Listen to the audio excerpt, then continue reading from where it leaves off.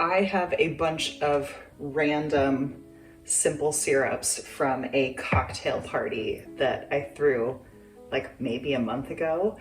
And instead of consuming all of this simple syrup, I'd rather just combine it and ferment it. So let's try and make a really interesting wine slash mead out of these simple syrups.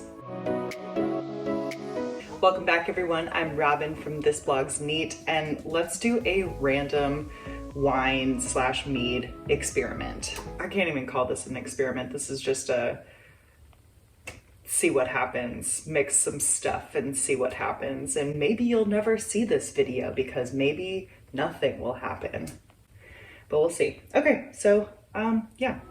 Jerry and I hosted a cocktail party, like, I don't know, it must have been a month ago or something. And we have had these simple syrups just sitting around. This one's been in the fridge. I hope there's nothing growing in it. But we have a lavender simple syrup, a ginger and honey syrup, and just a regular 1-to-1 simple syrup left over, and I'd rather just combine these all and see if I can get an interesting mead out of them. So yeah, let's just see what happens. I'll take measurements of everything so that if this turns out delicious, then you can make it at home too. But yeah, let's get started. So like I said, this has been sitting in the fridge for about a month, and although it looks totally fine, smells totally fine, I don't see any growth. There's just like maybe a cat hair in there and a couple little pieces of like floating lavender. I think this is fine. However, just to be safe, I'm gonna put this on the stove and bring it up to a high enough temperature to pasteurize anything that might be in here. And I'll add in the honey and ginger syrup as well as the 1-to-1 simple syrup. These are both frozen because I thought, oh, I'll freeze these and just use these later. Here I am using them later. I also have a bunch of leftover citrus, so I've got a ton of leftover lemon juice. I know guys, you should fresh squeeze your citrus all the time when you're doing cocktails. So this might be from even before that cocktail night, I don't know, but we have a bunch of citrus juice in the fridge. And I'm going to offset this sweetness with a bunch of citrus. Now my idea is to bring the pH down so that it is really tart. And then I want to pitch my pomegranate wine yeast and see what happens there. I'm gonna toss this stuff on the stove now.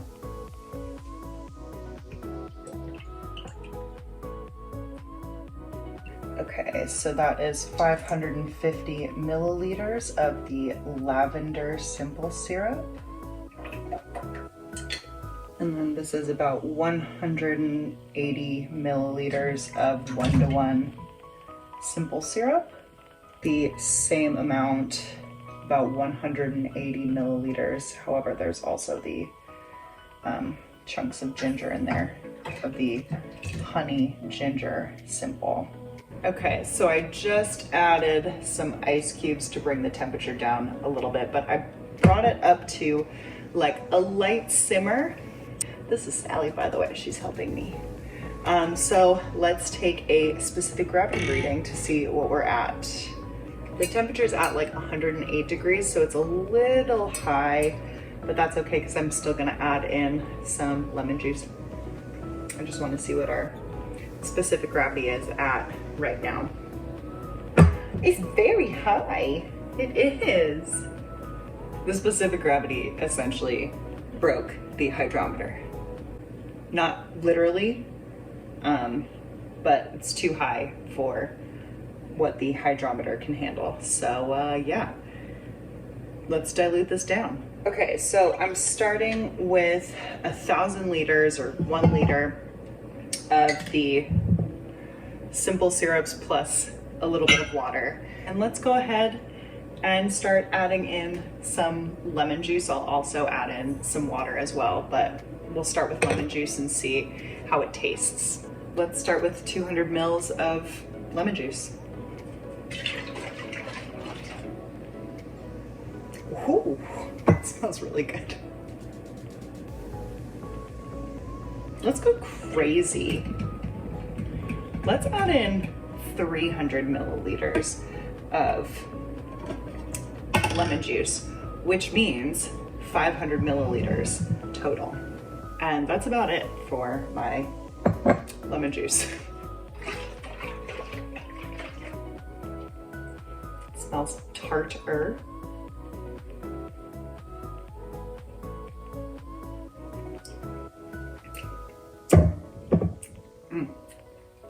That tastes great. The reason I'm looking for it to taste acidic is that my pomegranate wine yeast does thrive in acidic environments. If you remember, the pomegranate juice that I was using was pretty tart. However, the yeasts that are there are able to ferment sugars in an acidic environment. So where like Saccharomyces cerevisiae can't really thrive.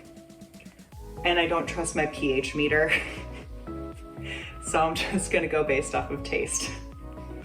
Now we can read the specific gravity. This is sitting at 1.145, still way too high, so I'm going to add water.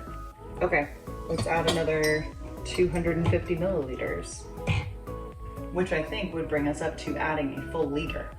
Maybe this will be it. We are at 1.088, which would put this at a potential alcohol of 11.5. Let's go with that. I don't want to add any more water. That's good enough. Oh my God, there is a cat hair in here.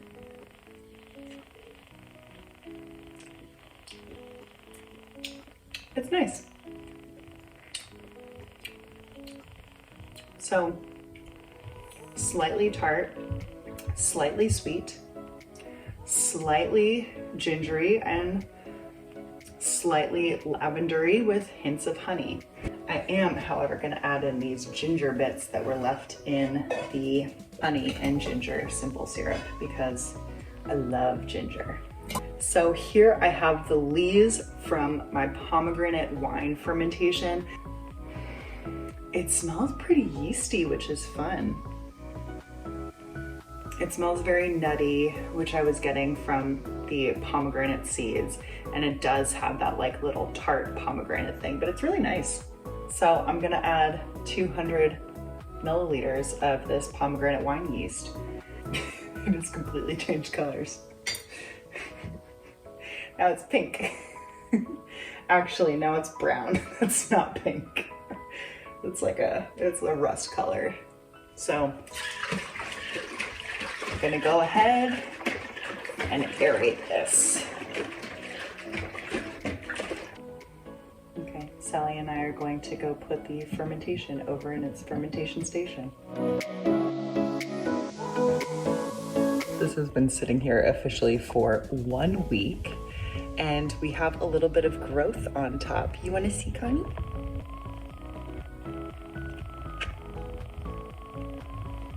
So there's a little bit of a pellicle forming on top. There's also some bubbles that I'm seeing on that pellicle, which to me would indicate that there's some CO2 being produced, which would indicate fermentation. But I'm not sure if this is fermenting with the pomegranate wine yeast or not. So we should put the pellicle underneath the microscope and see what we find. Where are you trying to go? It smells pretty good. It reminds me of like those ginger turmeric shots. The ginger is really, really prominent, but there's still some sweetness there, and maybe we'll take a specific gravity reading too to see if it indeed has been fermenting out. Okay, so there has essentially been no fermentation. Cool. Despite the fact that some of these small elongated yeast look like they have a fission line, I don't know that I can conclude that these are actually fission yeast. I feel like it's a cop-out, but maybe this is just Brett. I'm not sure. For the most part, I'm seeing a lot of yeast that are both oval and elongated. I'm not sure that any of them are actually fission yeast. For example, this yeast right in the middle appears to be budding. There's clusters and there's chains of these yeast. The clusters seem to be more so composed of the oval-shaped yeast, whereas the end-to-end chains are these elongated yeast. Now, as I'm moving around, I do see a lot of these rod shapes that look to be a little too small to be yeast, but also look really large for bacteria. Now, when looking it up, there is a species of bacillus that's recently been reclassified, but it is called, it's gonna sound like I'm joking, it is called Bacillus megaterium, and it is known for being the largest bacillus species. It can reach diameters of 1.5 microns and lengths of up to 4 microns, which is very big. And it's found pretty much everywhere. However, Wikipedia calls out a specific source of this bacteria and says it is found in honey, where a lot of microbes can't actually survive. And there is some honey in here, so I wonder if that's where it's coming from. So because I didn't see any of the pomegranate wine yeast that I was looking for, like these large fission yeast, let's add in some of the leftover pomegranate wine arils that I have that like still have some juice in them, and hopefully they will like supercharge it with some of those pomegranate wine yeast just to see what happens. Again, this isn't really an experiment. This is a let's just see what happens thing.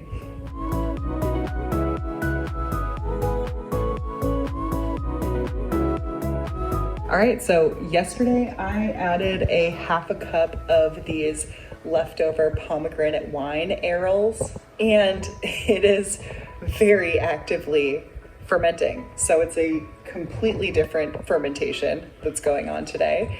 Lots of bubbles here, so clearly there is fermentation happening. Now, remember, the pomegranate wine yeast was not only this Schizosaccharomyces, this fission yeast, but there were also other microbes in there as well. So I shouldn't just focus on the Schizosaccharomyces or the fission yeast. However, that one is the most exciting out of the microbes because you don't really see it that often, right? Brewer's yeast, baker's yeast is all Saccharomyces cerevisiae. And so getting to see a non-budding yeast, right, a fission yeast responsible for fermentation is a little bit fun and exciting. So we'll see what else is in here. Well, look at what we have here. Definitely some fission yeast. Look at them. Oh my gosh, so exciting. More fission yeast. But then there's also some budding yeast as well, so maybe some Saccharomyces cerevisiae. Here we have some more budding yeast. Yeah, more budding yeast. So this definitely looks a lot different from yesterday. Granted, I sampled from the liquid and not from like a pellicle layer. However, currently there is no pellicle layer to sample from. There's also a little bit more bacteria. So tiny little spherical looking bacteria, maybe some small rod shaped bacteria as well, but super teeny tiny. Good morning. It's like 2 weeks after I last checked on this. I think I was gone for a week. I was in Ireland, and when I got back, I was super jet lagged. However, I did check on this, but only took off the lid, smelled it, listened to it. It was still bubbling. It was still actively fermenting. And I don't know if you can tell, but there's like, see, like this one's going up right now. There's still some activity going on. So some of the pomegranate arils are dropping, others, such as this one, good timing, are raising back up, which means to me that there's still some CO2 production going on. However, it is much slower than it was. So I think we should take a specific gravity measurement and see where it's at and give it a little taste, because it smells really, really nice. It still has a lot of ginger coming forward. I feel like that is the most prominent note that I'm getting, which to me isn't a bad thing, but it smells almost like a fancy ginger ale.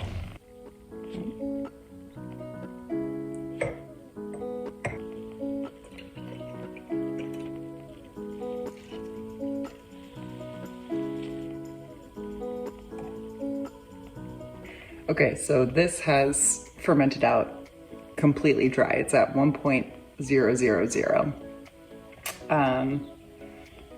Yeah, so it might drop a little bit below this because there is still like hints of activity going on, but otherwise it's done. So I think I'm gonna re-rack this today. Yeah, that's it. I don't know, I might, let's taste it. Okay, let's taste.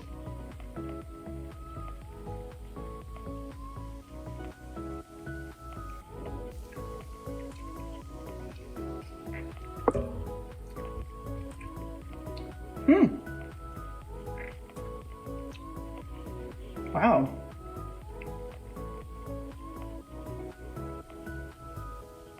I really like that.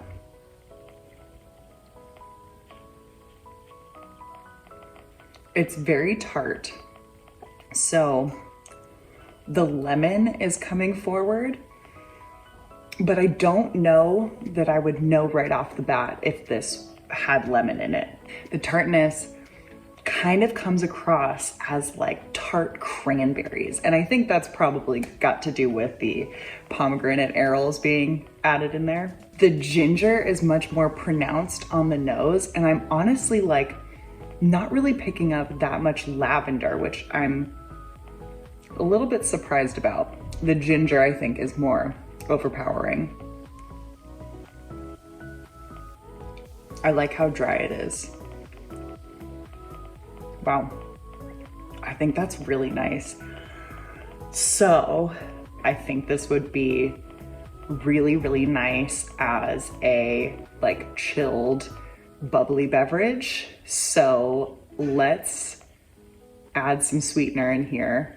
I think I'm gonna go with honey and put it in bottles and let it sit so that it can carbonate naturally. That would be, yeah, wow, great job. This is great.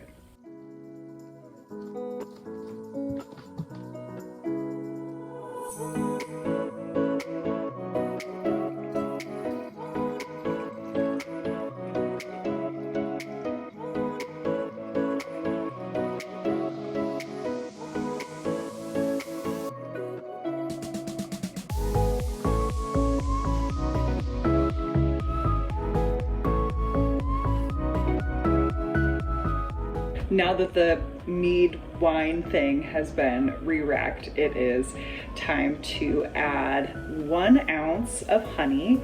I got this number from going on Brewer's Friend. I used the volume that I had, so 2.2 liters, and the temperature was 64 degrees Fahrenheit, to figure out how much honey to add to get, I just went with 3 volumes of CO2. This is on the higher end for some styles of beer, but is on the very low end, and in fact is below what you'll find champagne to be. Once I added the 1 ounce of honey, it was time to bottle. They started to buy out more that they can chew. Don't knock them over, honey.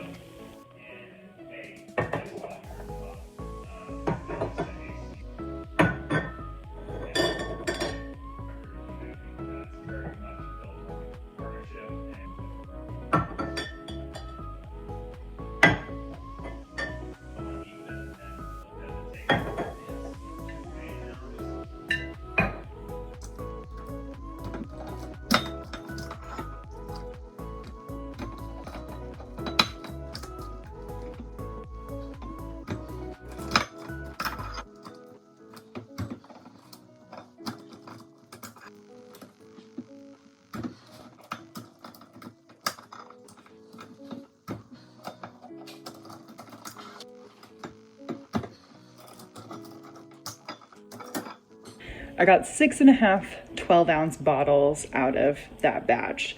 So now I let it sit and wait for about 2 weeks.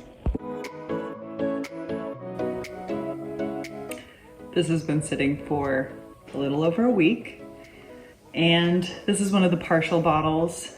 This is the only partial bottle, but normally I would wait 2 weeks before trying this out, but I'm feeling a little impatient. I did pop this in the fridge for an hour or so.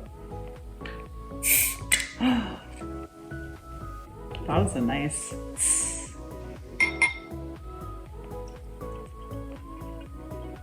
This is a very beautiful color.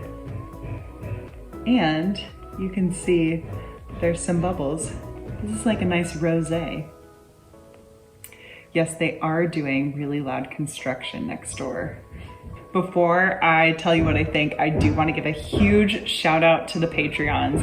Thank you guys so much for helping to support the channel. And if you, the viewer, would also like to support the channel, I would greatly appreciate it if you joined us over on Patreon. I've got a link in the description below. You can also support the channel by liking this video, sharing it with your friends, subscribing to the channel, and all of the other things associated with that. Let me know in the comments if you've ever made a leftover wine like this and how it turned out. And yes, I really apologize for all the construction happening next door. On the nose right now, there's a tart ginger thing coming forward. So as far as like flavor profile goes, I feel like it's very similar to what I was tasting before I put it in the bottle to carbonate. There's also a weird dusty thing, and I don't know if that's the glass or not. I feel like I should give it a proper swirl, but this glass is quite tiny. Ooh, that's a good swirl going. That helped bring out some of the honey notes. I'm still not getting that lavender, but perhaps that's what's giving it a little bit of like dustiness or something. Are you supposed to swirl sparkling wines? I'm not sure.